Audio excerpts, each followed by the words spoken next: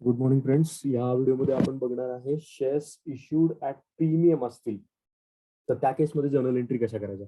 Basically आता या लेक्चरच्या अगोदर जे व्हिडिओज तुम्ही बघितले, प्रॉब्लेम जे तुम्ही बघितले, त्यामध्ये काय होतं की शेअर्स इश्यू ऍट पार होते. ऍट पार म्हणजे काय, तर बेसिकली 100 रुपयाचा एक शेअर आहे ज्याची मूळ किंमत 100 रुपये आहे आणि तो 100चा शेअर 100ला जेव्हा विकला जातो त्याला आपण म्हणतो ऍट पार विकला.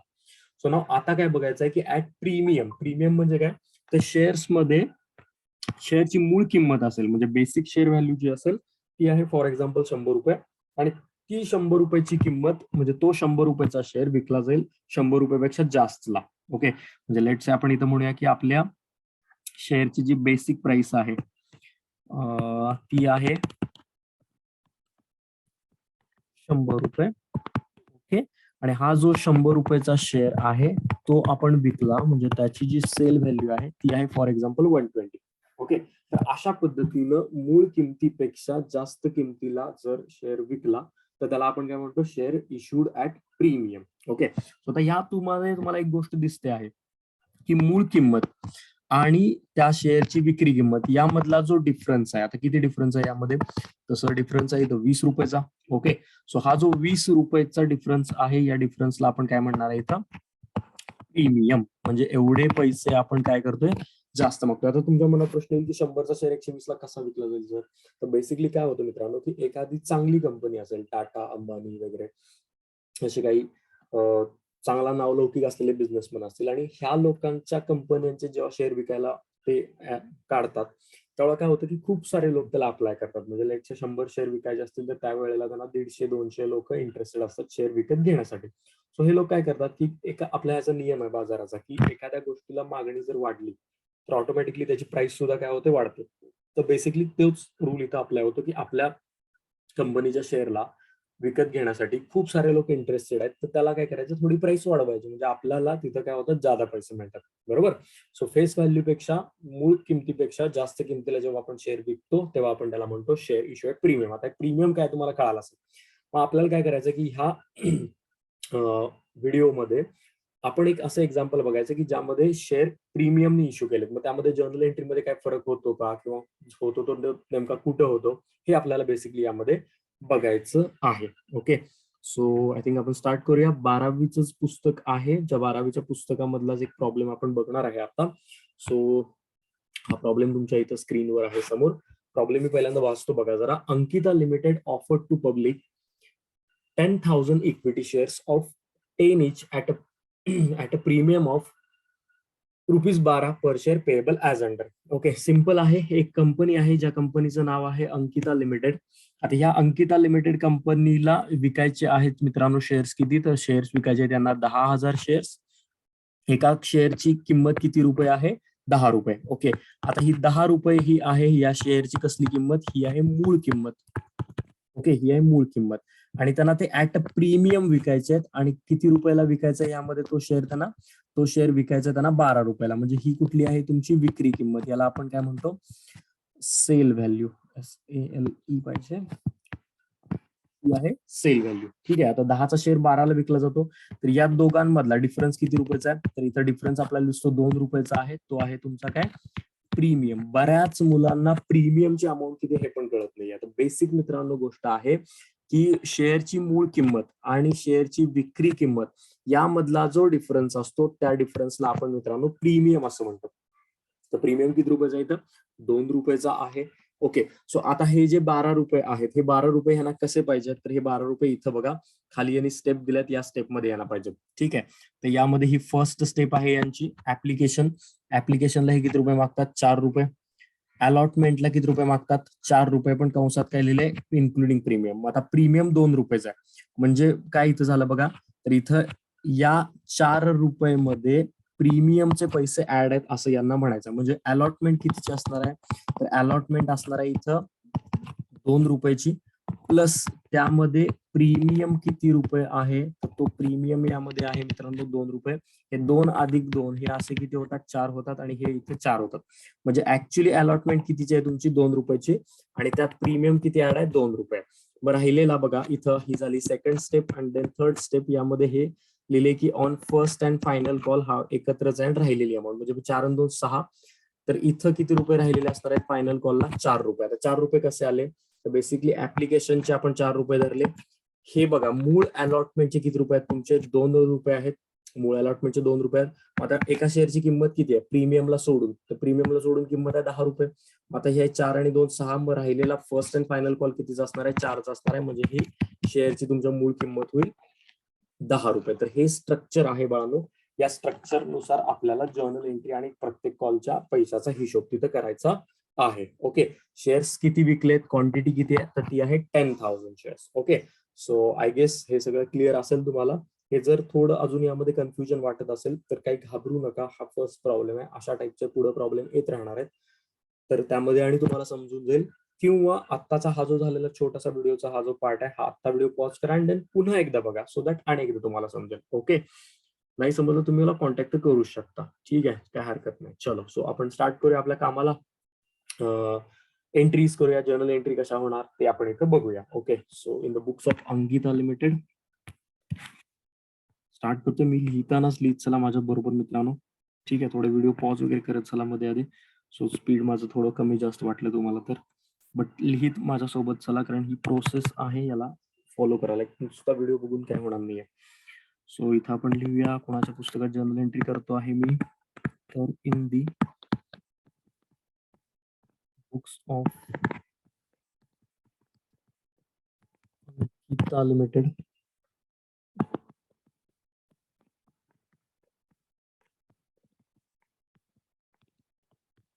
जर्नल एंट्रीज, ज्यामध्ये आहे काय? डेट, आपला जर्नलचा format, date, particulars, LF, debit amount, credit amount. करूया.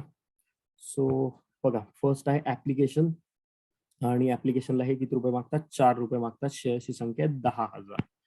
ओके, सो आपण लिहूया इथं. पहिली स्टेप आहे ऍप्लिकेशन. आमचे शेअर्स आहेत 10,000 इक्विटी शेअर्स. एका शेअरच्या वर ऍप्लिकेशनचे 4 रुपये आले मागतो. तर हे किती झाले? 10 चोक 40,000 रुपये. ओके, सो आता आपल्याला माहिती आहे, आधीचे व्हिडिओ आपण बघितलेले आहात, की ऍप्लिकेशनचे पैसे आपल्याला मागावे लागत नाहीत. ऍप्लिकेशनचे पैसे काय होतात? डायरेक्टली आपल्याला तिथं मिळत असतात. ओके, सो आपण काय करणार आहे? ऍप्लिकेशनचे पैसे मिळाले ची जर्नल एंट्री आपण डायरेक्टली इथं करणार आहे. ओके, सो आपण ती एंट्री करूया पहिल्यांदा.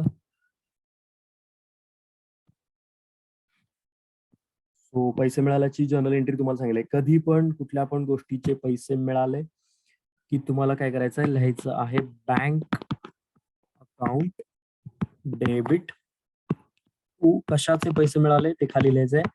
तर इथं आपल्याला पैसे मिळालेत इक्विटी शेअर ऍप्लिकेशनचे. तर हे आहेत इक्विटी शेअर ऍप्लिकेशन अकाउंट. किती रुपये मिळाले? तर 40,000 मिळाले सर. दोन्ही बाजूला लिहूया 40,000 रुपये. Okay, so narration being application money is received. Okay, being application money is received. So मित्रांनो, ही फर्स्ट एंट्री केली, पैसे ऍप्लिकेशनचे मिळाले. आता पैसे मिळाल्यानंतर आपण हे पैसे ट्रान्सफर करतो इक्विटी शेअर कॅपिटल अकाउंटला. तर पहिल्या एंट्रीचं क्रेडिट ते दुसऱ्या एंट्रीमध्ये आपण डेबिट घेतो. त्यानुसार equity share application account debit to equity share capital account. Okay, so amount आहे 40,000 दोन्ही बाजूला. Okay, narration being application money is transferred. आपण नॅरेशन शॉर्ट लिहितो मित्रांनो.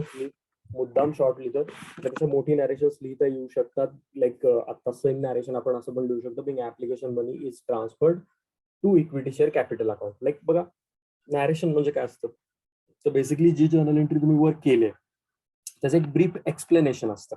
ठीक आहे, की नेमकं त्या एंट्रीमध्ये काय केलंय ते आपण खाली लिहित असतो. नॅरेशन हे आपल्या स्वतःच्या भाषेत लिहायचं असतं. नॅरेशन असंच लिहिलं पाहिजे असा काही इथं पर्टिक्युलर नियम नाहीये. सो दॅट आपण हे या पद्धतीने, कुणाला अजून जर मोर ब्रॉडली हवा असेल नॅरेशन, तुम्ही पुस्तकामध्ये पण बघू शकता. बाकीचे पुस्तक पण आहेत बरीच अवेलेबल, त्यामध्ये सुद्धा बघू शकता सेम टॉपिकला काय नॅरेशन कशा पद्धतीने लिहिली, त्या सुद्धा पद्धतीने तुम्ही तिथं कंटिन्यू करू शकता. ओके, सो या एंट्री बरोबर आपली जी ऍप्लिकेशनची स्टेप आहे ती मित्रांनो इथं काय झालेली आहे, कम्प्लीट झालेली इथं आहे. ओके, सो आता नेक्स्ट पॉईंट बघायचा आहे, मेन पॉईंट जो आहे अलॉटमेंटचा. आणि अलॉटमेंटचा मेन पॉईंट का म्हणतोय मी, तर अलॉटमेंट जी आहे त्या अलॉटमेंट मध्ये मित्रांनो प्रीमियमचे पैसे काय आहेत, ऍड आहेत. ओके, सो बेसिकली बघा अलॉटमेंटचे काय होतात, तर बेसिकली अलॉटमेंटचे दोन भाग होतात.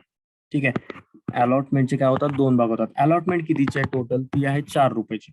मग त्यांनी काय सांगितलं की त्यामध्ये अलॉटमेंट मध्येच प्रीमियमचे पैसे ऍड आहेत. मग राहिलेले पैसे कशाचे आहेत, तर बेसिक अलॉटमेंटचे आहेत, म्हणजे मूळ अलॉटमेंटचे जे पैसे आहेत त्यामध्ये. आता प्रीमियम आपण हिशोब करून बघितला, 10चा शेअर मी 12ला विकतोय, सो त्यामध्ये प्रीमियम किती रुपयाचा आहे, तर त्यामध्ये प्रीमियम आहे 2 रुपयाचा. आणि मित्रांनो त्यामध्ये मग अलॉटमेंटचे पैसे किती राहिले, 2 रुपये. आता याचा हिशोब बघा, शेअर्सची संख्या माझ्या किती आहे, 10,000 शेअर्स.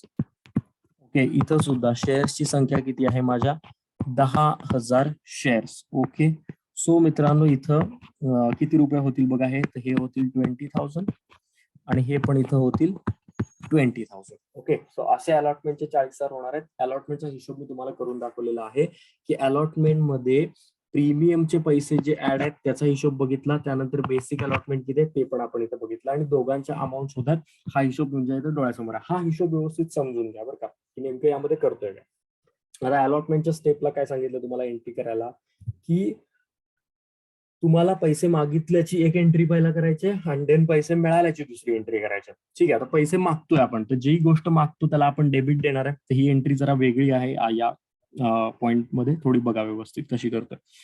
तर मी जे मागतो त्याला डेबिट देतो, त्या मुद्द्यानुसार मी मागतोय आता अलॉटमेंटचे पैसे, तर मी काय करतो, अलॉटमेंट अकाउंटला तुम्हाला डेबिट देतो. ओके, तर अलॉटमेंटचे मी टोटल किती रुपये मागतो बघा, पुस्तकानुसार मी एंट्री करतोय, ती आहे किती, 40,000 रुपये. मी अलॉटमेंटचे पैसे मागतो 40,000. ओके, सो त्यामध्ये माझे ऍक्च्युली अलॉटमेंटचे पैसे किती आहेत, म्हणजे इथं खाली काय लिहितो, इक्विटी शेअर कॅपिटल अकाउंट दरवेळेला. तर ऍक्च्युली ते पैसे किती आहेत आपले अलॉटमेंटचे, ते आहेत 20,000 रुपये. आणि मग राहिलेले 20,000 कशाचे आहेत, तर ते प्रीमियमचे. तर याला आपण म्हणूया टू सिक्युरिटी प्रीमियम अकाउंट 20,000 रुपये. ठीक आहे, टू सिक्युरिटी प्रीमियम अकाउंट 20,000 रुपये. याचं narration being security sorry being allotment money due असं पाहिजे, प्रीमियमचं नाही काय मध्ये लिहायचं, being allotment money is due. Okay, अलॉटमेंटचे पैसे येणार आहे असं आपण इथं याचं नॅरेशन लिहिलंय. ठीक आहे, सिंपल वे मध्ये आपण याचं नॅरेशन पण लिहिलंय, अलॉटमेंटचे पैसे तुम्हाला येणार आहेत. ओके, सो याच्यानंतर परत पैसे मिळाले, आता सगळे पैसे मिळालेले आहेत आपल्याला, तर पैसे मिळाल्यावर तुम्ही एंट्री काय करणार आहे, बँक अकाउंट डेबिट. ठीक आहे, बँक अकाउंट डेबिट टू कशाचे पैसे मिळाले, अलॉटमेंटचे. तर हे लिहूया, bank account debit to equity share allotment account. Amount total मिळालेली आहे दॅट इज 40,000. ठीक आहे, अमाऊंट मिळालेली आहे 40,000. Narration being allotment money is received along with premium. ठीक आहे, अलॉटमेंटचे पैसे मिळाले आणि प्रीमियमच्या सोबत मिळाले. तर अलॉटमेंटच्या स्टेपच्या ह्या दोन जनरल एंट्रीज ज्या स्क्रीनवर आहेत त्या आपण इथे कम्प्लीट केल्यात, आणि याचबरोबर अलॉटमेंटची स्टेप पण इथे कम्प्लीट झाली. एकदा चेक करू पुस्तकात काय केलं या. ओके, बरोबर आहे. सो जसं आपण केलं तसंच ते आहे. सो अलॉटमेंटची स्टेप इथे कम्प्लीट झालेली आहे. अलॉटमेंट मध्ये प्रीमियम होता, तो प्रीमियमला कसा ऍडजस्ट केला बघा, हाच नवीन पॉईंट आजपासून आपण इथे शिकलेलो आहे आणि याच्या पुढे आपल्याला जायचं आहे. सो हा पॉईंट व्यवस्थित समजून घ्या की अलॉटमेंट मध्ये प्रीमियम ऍड असताना एंट्री कशा पद्धतीने इथे आपण ऍडजस्ट केलेली आहे. ओके, सो पुढे जाऊया. नेक्स्ट स्टेप आहे आपली फर्स्ट अँड फायनल कॉल, त्याचा हिशोब करूया, त्याच्या दोन एंट्रीज करूया. आहे first and final call. First and final call मग अशी तुम्ही बघितलं किती रुपयाचा राहतो, तर ते 4 रुपये. अलॉटमेंटचे 4 रुपये, ऍप्लिकेशनचे 4 रुपये, अलॉटमेंटचे 2, 4 आणि 2 6, म्हणजे बाकीचे राहिलेले किती आहेत? 10 मधनं 6 गेले, 4 रुपये राहिले. तर इथं मगाशी दाखवल्याप्रमाणे फर्स्ट अँड फायनल कॉलला तुमचे पैसे राहतात किती? 4 रुपये. सो हे आपण इथं घेऊया. हे पैसे आहेत 4 रुपये. शेअर्सची आपल्या संख्या किती आहे? तर 10,000 शेअर्स. हे किती होतात? 10 चोक 40,000 रुपये. ओके, तर हे होतं 40. आता इथं काय करायचं? 2 एंट्री, पैसे मागणे, पैसे मिळाले. पैसे मागताना जे मागतोय त्याला डेबिट द्या म्हणून सांगितलंय. तर इथं काय मागताय तुम्ही? First and final call. त्यानुसार equity share first and final call account debit. Equity share first and final call account debit to equity share capital. To equity share capital account. किती रुपये मागतोय आपण? 40,000 मागतो. आपण मागतो 40,000. नॅरेशन लिहूया. Being first and final call money is due. First and final call money is due. Okay, first and final कॉलचे पैसे येणार आहेत. ओके, सो ही झाली फर्स्ट एंट्री. याच्यानंतर आता बघा, पैसे मागितले, याच्यानंतर पैसे मिळाले. पैसे मिळाल्यानंतर इथं लिहूया bank account debit. Bank account debit to equity share first and final call account. Equity share first and final call account. किती रुपये आहेत? 40,000 आहेत. दोन्ही बाजूला, दोन्ही साईडला 40,000 लिहिले. Narration being first and final call मनी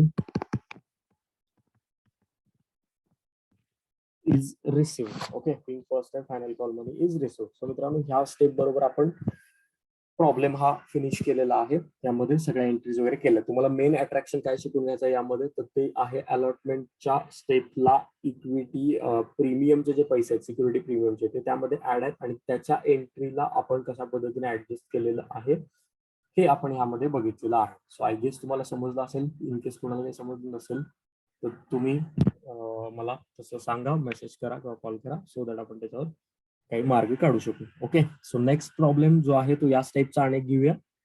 आणि देन आपण pro rate allotment main problem जो आहे तो तिथे बघूया. Okay, thank you so much.